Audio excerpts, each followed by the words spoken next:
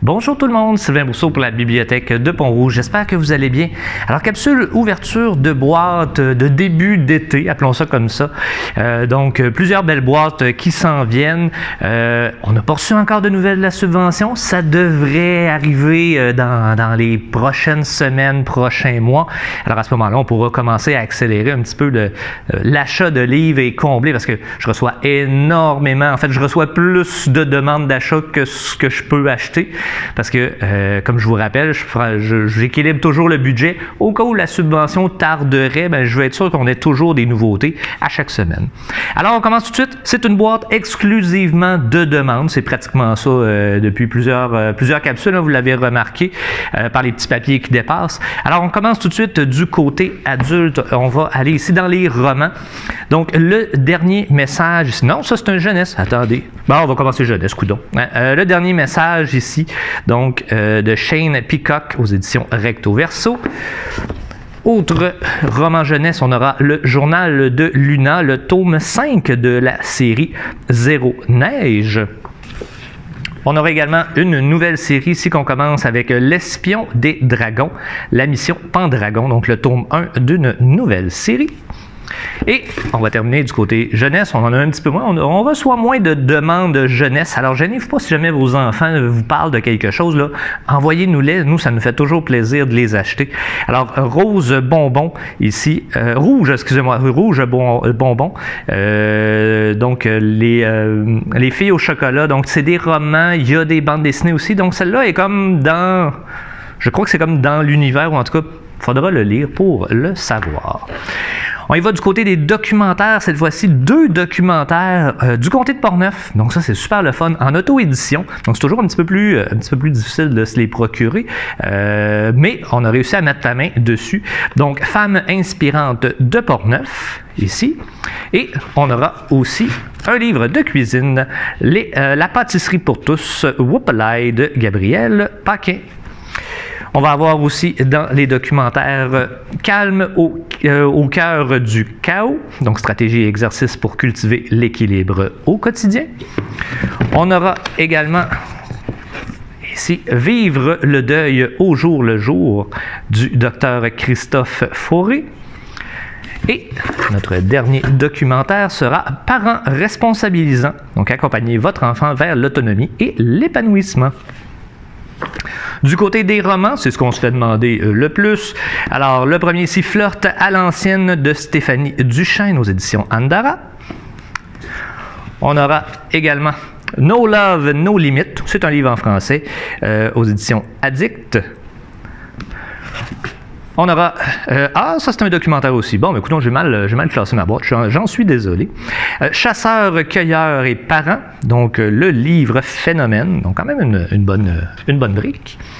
On va y aller. Je vais vérifier tout de suite. J'ai-tu oublié? Ah, j'ai un autre documentaire. Finalement, j'ai rien classé. Le livre du Wabi Sabi. L'art de la perfection imparfaite.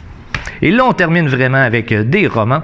On aura ici Fanette, la suite, la deuxième partie. Donc, surprenez-vous pas, on l'a classé tome 9 parce qu'en fait, on a Fanette jusqu'au tome 7. Le tome 8 pour nous est Fanette, la suite, tome 1. Alors, pour être sûr que vous les ayez dans le bon ordre, on les a mis comme ça. Je ne sais pas si vous pouvez lire la série, la suite, toute seule, mais je vous conseille de commencer par le début, hein, c'est plus pratique dans ce temps-là, ça permet de bien connaître l'histoire. Rosette Laberge ici nous offre son 3e tome de la série Un bonheur à bâtir, le temps compté aux éditeurs réunis. On aura le 3e tome également de la série 22 de Karine Poitier. Et on va terminer ici avec Ma théorie du petit mardi de Claudia Lupin aux éditions Andara. Et voilà, alors c'est ce qui complète notre capsule ouverture de boîte pour cette semaine.